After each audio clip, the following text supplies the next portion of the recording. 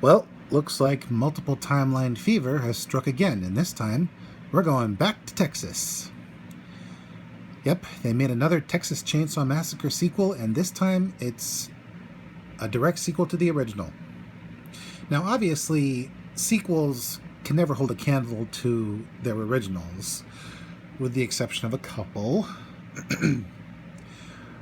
But this one comes close to the original, and even surpasses it in one aspect. Basically, it brings back both Sally and Leatherface. Now, in the original timeline, Sally ended up in a mental institution, but in this one, she's a grizzled Texas Ranger. Think the kind of lady who would have raised Walker, Texas Ranger, the original, Chuck Norris. Meanwhile, Leatherface is still Leatherface. He's had decades to brood, and he's itching to cut some flesh. And honestly, the new actors they've gotten to replace the late, great Gunnar Hansen and Marilyn, I forget her last name, Sally's actress. Honestly, they did great.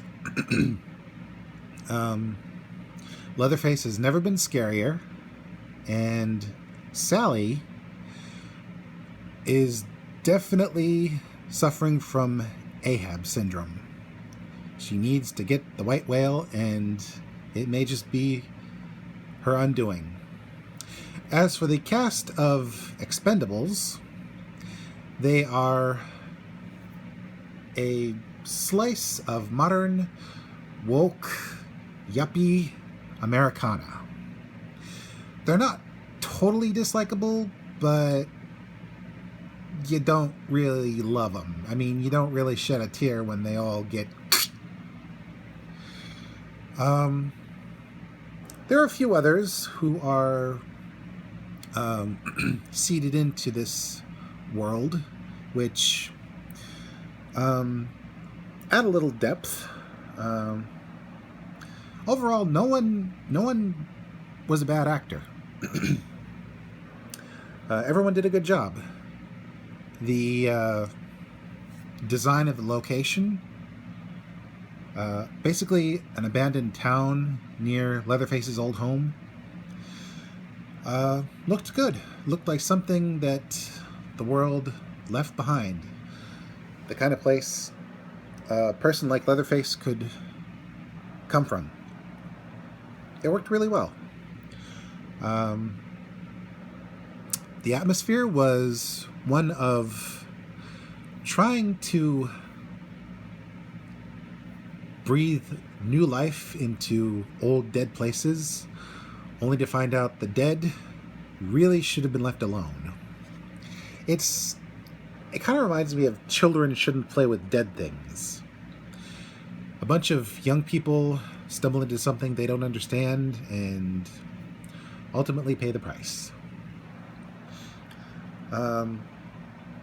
There's this one actress, Alice Courage. I think it was Alice Courage. She played a very significant character, and she did well, considering she didn't have much screen time. I don't want to go into too much detail, but overall, she put a lot of effort into a character that was a blink and you'll miss it moment, basically. In a blink and miss it moment. Now let's get into the meat of the subject.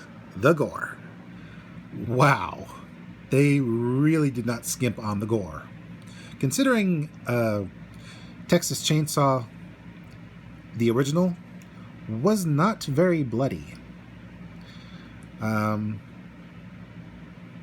This film is as bloody as people believe the original was, basically. They did a really, really good job with how horrible it would be to be attacked with a chainsaw. I mean, yeah, a chainsaw is really slow when it comes to cutting through stuff, but when it cuts through flesh, it really looks and feels like it's cutting through flesh.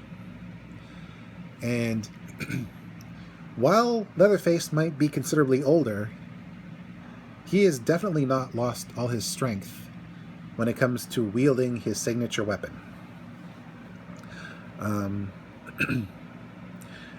It might seem like it's slow to start, but this film definitely pays respect to the original, and it gives us a pretty satisfying story overall. If you're looking for just gore and thrills, I would definitely consider this a legit Texas Chainsaw Massacre movie. Far more than some of the later sequels to the original.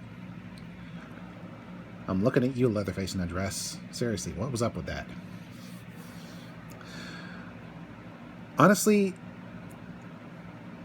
if you're a big fan of the original and you don't mind multiple continuities, check this one out at least once. It's definitely worth finding someone with a Netflix account and sponging off them. This is Mr. J signing out and reminding you, Texas is not all deserts and chainsaw-wielding psychos, but best stick to the cities. Yeehaw.